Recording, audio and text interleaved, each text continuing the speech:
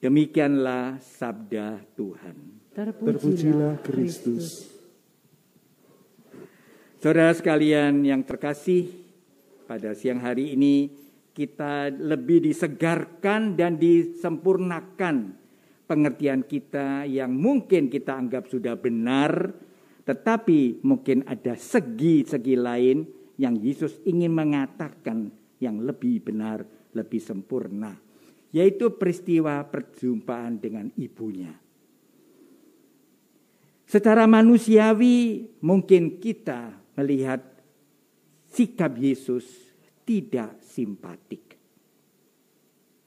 Yesus tidak menghargai orang tuanya dan saudara-saudaranya, pasti itu saudara familinya, datang menunjukkan kerinduannya, saya kira sebagai manusia. Tetapi mengapa jawaban Yesus itu tidak langsung mengenai siapa Maria itu secara manusiawi? Kita seringkali menghormati orang lain yang baik, orang tua, terbatas pada sikap manusia yang memang perlu menghormati orang tua. Kalau dulu mengatakan siapa yang tidak menghormati orang tua itu kualat. Pengertian kualat adalah pengertian budaya. Dan juga akhirnya kita tidak jelas apa yang dimaksudkan kualat. Seringkali hidupnya kamu tidak beruntung. Mungkin begitu. Tetapi Yesus melihat dari segi yang bagaimana seharusnya orang itu menghormati orang tua. Maka Yesus memelekkan mata kita.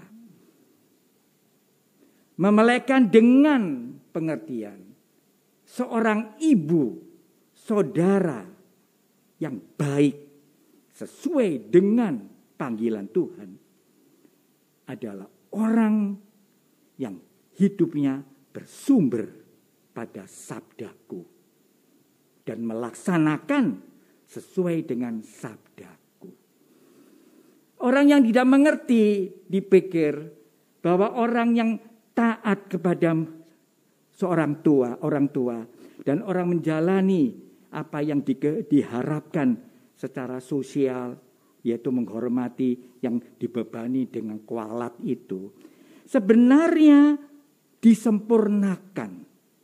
Bukan Maria itu adalah ibu Yesus, tetapi Maria lebih daripada ibu kodrati.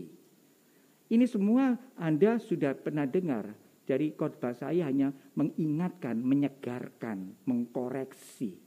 Karena banyak orang mencintai orang tua, tapi dengan kepentingan-kepentingan dirinya. Tidak percaya. Kalau ada orang anak mencintai orang tuanya, tidak selalu. Karena kaya raya, tentu dia hati-hati untuk tidak menghormati, nanti tidak menerima warisan. Itu banyak. Jadi sebenarnya menghormati orang tua, yaitu supaya nanti aku mendapat hakku. Sebenarnya itu tidak salah, tetapi terlalu materialistis. Nanti juga, ini semua saya pengalaman dari pastoral ya, dari kunjungan. Orang tua yang sakit didoakan supaya cepat mati. Memang tidak begitu, tapi apa yang mendorong? Mendorongnya ada sakit, ya Yesus wayai, Yesus mati toh. Yang lain tidak, manggil saya dengan sum. Ya Tuhan, bagaimana Romo? Berikan keyakinan bahwa dia masih bisa hidup begini-begini. Apakah ini yang lebih mencintai orang tua? Apakah orang yang mengharapkan orang yang supaya mati?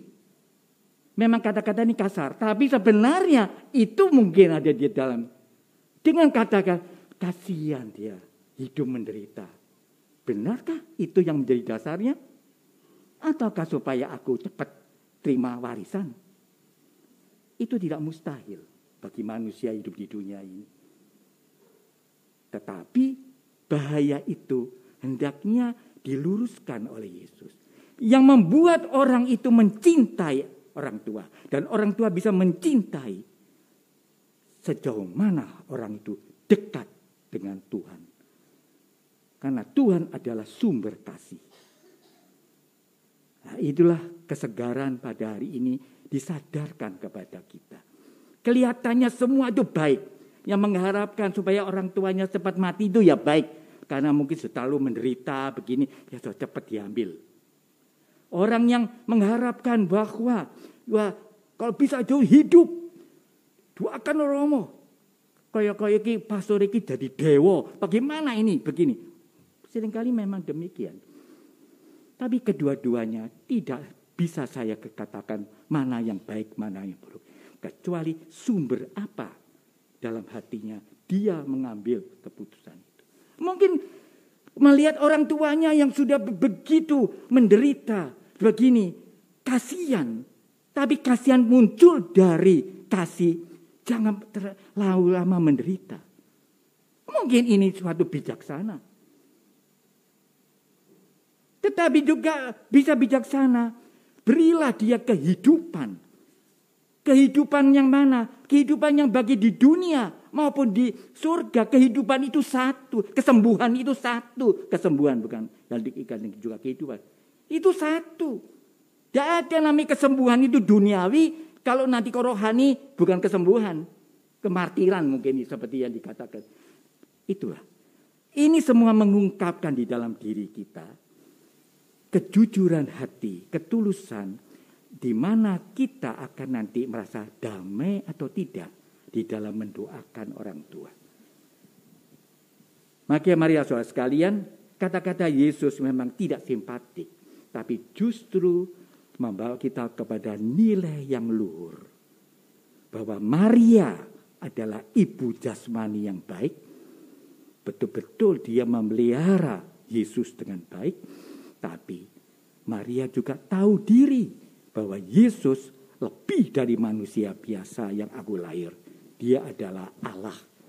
Dan itu diminta dari Maria keterbukaannya, kesederhanaannya, kepasrahannya. Dan itu yang diungkapkan Maria. Apa yang terjadi? Di dalam akhir hidupnya, dia hanya menerima Yesus yang menderita. Di pangkuannya, yang kita kenal dengan patung Pieta. Itulah kemenangannya. Ya bagi orang yang ingin kewe iki celoko iki. Wis ngoyo-ngoyo memelihara anak ngletek anak iki di pangkuanku wis mati. Tapi kalau orang tahu inilah pengorbanan putraku. Di mana aku sebagai ibu ambil bagian dalam kasih Kristus. Lain halnya. Marilah kita bersyukur dalam misa kudus ini. Kita diluruskan, disempurnakan kasih kita kepada sesama.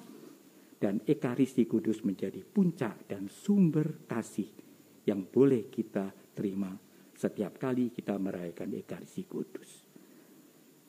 Dengan sikap iman inilah kita bersyukur dan merayakan Ekaristi Kudus siang hari ini. Amin.